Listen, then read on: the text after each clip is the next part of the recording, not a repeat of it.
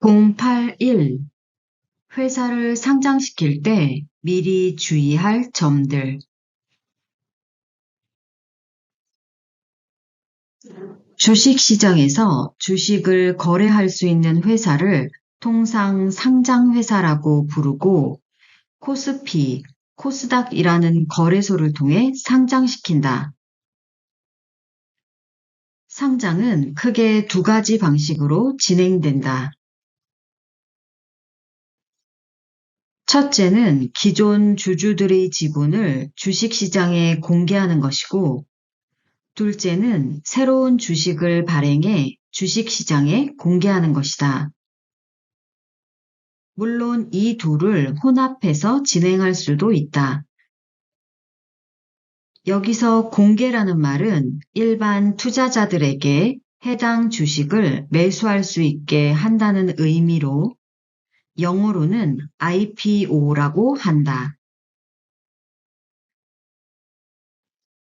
기업 공개는 자신이 키워온 회사의 주식 일부를 매각하여 현금화하려는 목적이나 추가 주식을 발행해 자본을 키워 회사를 부채 없이 더 크게 키울 수 있는 목적으로 추진할 수 있다. 상장 자체가 경영자에게 출구 전략의 일환이 된다.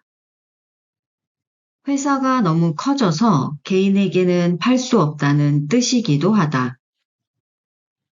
무엇보다 상장하면 상장 회사라는 프리미엄이 붙어 회사의 가치도 올라간다. 기업인으로서 자신이 키운 회사가 상장한다는 의미는 군인이 별을 다는 것과 같은 일일 것이다. 분명 자랑이고 보람 있는 일이다. 자신을 믿고 투자해준 주요 주주들이나 직원들에게도 많은 혜택을 줄 수 있다. 그러나 한국에 회사가 있다고 반드시 한국에 해야 하는 것은 아니다. 코스피, 코스닥에 상장을 신청해도 되지만 미국이나 다른 나라에도 상장을 신청할 수 있다. 물론 한국보다는 자격 조건이나 규모 제한이 더 있기는 하지만 이미 기업 형태를 유지하는 회사는 충분히 고려할 수 있는 상황이다. 한국은 아직도 퍼가 작게 나와서 외국과 거래가 많은 회사는 미국에 상장을 꿈꾸는 것도 고려해 볼 만한 일이다. 해외 자본시장을 통한 상장 진출은 국제 자본 유치로 대규모 자금 조달을 실현하고 국제적 회계 기준을 통과한 글로벌 기업으로서 발판을 마련할 수 있다. 이를 통해 해외 현지 영업시장의 신용도를 올려 사업의 가속을 불어넣을 수도 있다. 상장을 위해서는 최소 2년은 걸린다고 생각하고 미리부터 준비해야 한다. 주요 직원들이나 주거래은행, 회계법인들은 이 목표에 일치돼 있어야 한다. 상장, 합병, 매각 같은 일은 회사의 경영체계가 근본적으로 바뀌는 일이다. 갑자기 상장한다고 하면 주요 구성원들의 이해관계가 달라서 회사의 본질적 이익에 따라 경영자를 돕는 것이 아니라 자신의 이익에 따라 경영자를 설득하려 들 것이다. 상대와 협상에 나서기 전까지는 내 직원들은 모두 내 편이라고 생각하겠지만 실상은 이 순간부터 단 한 명도 내 편이 없다. 심지어 회계법인, 자문 변호사 그룹, 최측근이나 가족까지도 모두 이해관계가 나와 다른 상황에 들어가게 된다. 경영자 입장에서 보면 상장에서 가장 어려운 점이 핵심 직원들과 전문가 조언 그룹들의 압력이다.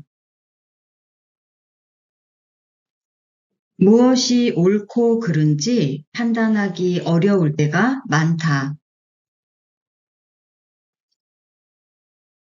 따라서 의견과 실제 의도를 항상 면밀히 살펴야 한다.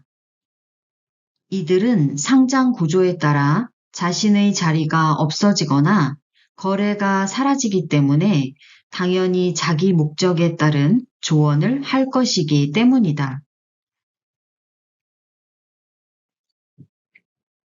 그래서 일을 시작하기 전에 반드시 누구를 끝까지 챙길 것인지 정하고 해당 인물에게는 이 일로 자리가 없어져도 책임지고 이에 걸맞은 보상을 하겠다는 신호나 약속을 해줘야 한다.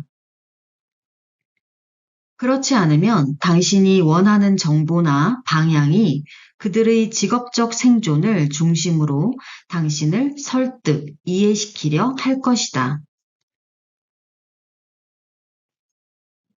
이 항목에서 당신에게 주는 메시지는 딱 두 개다. 누가 자신의 자리가 없어져도 당신의 이익을 위해 일할 것인가? 그런 사람이 있다면 나는 그를 위해 무엇을 해줄 수 있는가이다.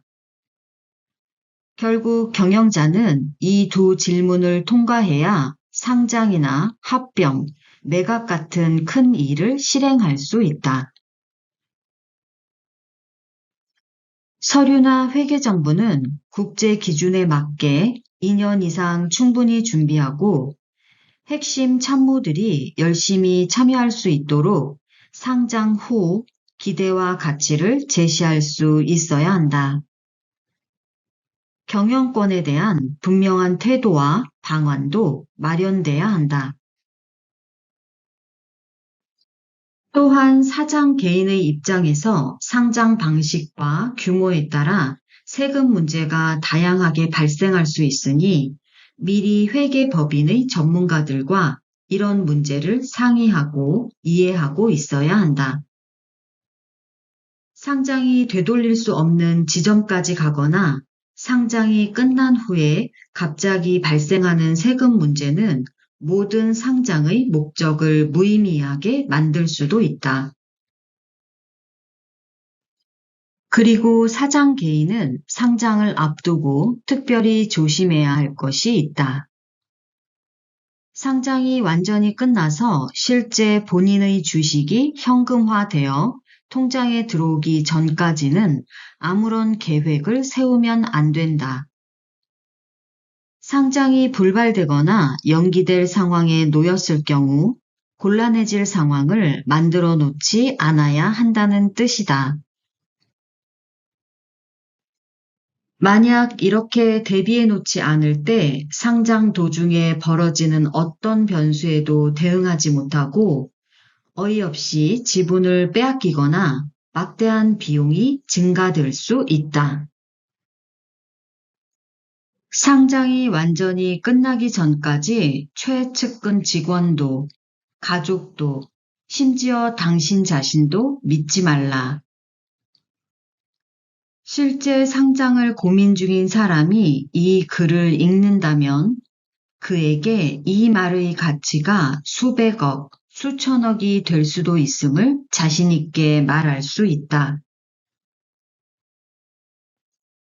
조금 더 강조하면 돈이 통장에 입금되었을 때가 아니라 상장이 완전히 끝나고 1년쯤 지난 후에 다른 계획이나 목표를 만들 것을 권한다. 당신은 항상 미래를 그려왔고 부지런했고 목표를 갖고 사업을 키운 사람일 것이다. 그래서 큰 돈이 들어올 것이 예상되면 온갖 상상과 목표가 나오고 심지어 동시에 진행될 가능성도 있다. 집, 차, 다른 사업체 매입, 경쟁사 합병 등 그동안 미뤄왔던 모든 것들이 현실로 다가오기 때문이다. 그러나 이번은 아니다. 1년만 참자.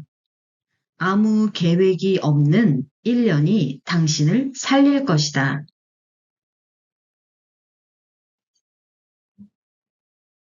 082. 사업 속에 숨겨진 다른 사업. 휴스턴 인근에는 갖가지 건축용 석재돌을 파는 회사가 있다. 이런 회사들은 주로 시내가 끝나는 외곽지 고속도로변에 위치한다. 돌의 종류도 다양하고 큰 트럭이 들고 나는데 편해야 하니 넓은 땅을 필요로 한다. 시내 안에는 땅값이 비싸 도시 바깥 끝자락에 자리 잡기 마련이다. 사실 내 눈에 이런 회사들은 부동산 개발 회사다. 시내가 확장되는 바람에 인근 고속도로 길가에 대형 토지를 사들여 사업을 하다가 도시가 팽창되면 그 땅을 팔고 다시 조금씩 뒤로 물러서기를 거듭하며 사업을 이어가고 있다. 대략 10년에 한 번씩이다. 추측컨대 그들이 돌을 팔아 벌어들인 돈보다 부동산으로 벌어들인 돈이 훨씬 많을 것이다. 이처럼 한 사업의 이면에 다른 사업이 숨어있는 비즈니스들이 꽤 있다. 예를 들어 한국의 대형 서점들은 홍보회사다. 그들은 매장의 곳곳을 홍보용 매대로 판매하고 있다. 책 몇 권을 펼쳐놓을 수 있는 자리에 출판사가 지불하는 임대료를 평 단위로 계산하면 다들 놀랄 것이다. 서점이 단순히 책을 파는 곳이 아니라 서점에 온 고객들을 대상으로 홍보의 장을 열어놓은 것이니 이에 상응하는 광고료를 지불하게 되는 것이다.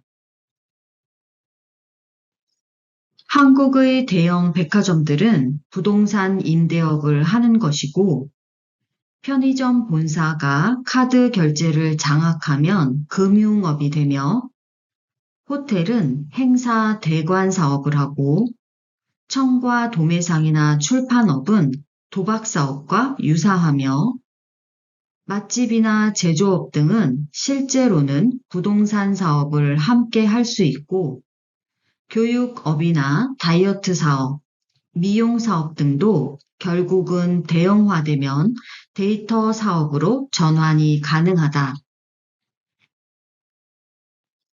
창업 후 10년 이상 생존하는 회사는 단 4%에 불과하다. 생존에 성공한 기업들은 상품의 관점이 아닌 기업가의 관점에서 회사를 변형시켜가며 살아남았다. 기업의 모습을 특정 상품이나 서비스에 국한하지 않고 현대사회가 필요로 하는 모든 문제에 생산적인 해결책을 제시하는 것을 기업이라고 생각한 것이다. 그래서 지속 발전하는 회사는 창업 후 주요 사업이 지속해 변화해 나갔다. 예를 들어 자동차 산업은 가장 전통적인 제조 생산업이다. 그러나 100년 만에 완전히 달라지고 있다. 전 세계 10억여만 대의 자동차 중 오직 4%만 지금 이 시간대에 활용되고 있다. 주요 이동 수단이지만 대부분의 자동차는 주차장에 머물고 있고 교통체증과 지구 온난화의 원인 제공자라는 비판을 받고 있다. 이제 자동차는 소유하기보다 공유가 필요한 시점이라는 업의 변화가 일어났다. 또한 자동차 이동 시에 나타나는 정보의 양과 품질이 데이터 수집을 위한 도구로 사용될 수 있다는 것이 알려지며 테슬라 같은 전기 자동차 회사가 정보 수집 회사와 에너지 회사로서 가치를 인정받는 것이다. 컴퓨터는 테크놀로지 장비라는 단순한 개념에서 엔터테인먼트라는 새 시장에 이미 들어갔고, 디즈니는 행복을 파는 일이라면 무엇이든 한다.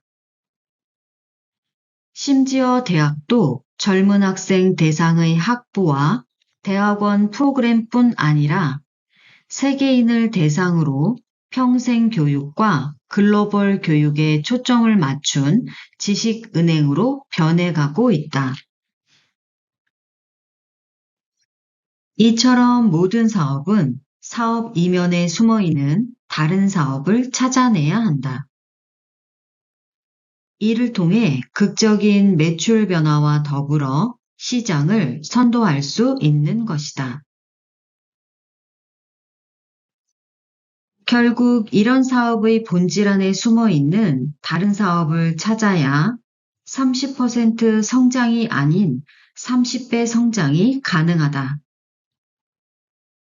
그래서 때때로 30% 성장보다 30배 성장이 더 쉬울 때가 있다.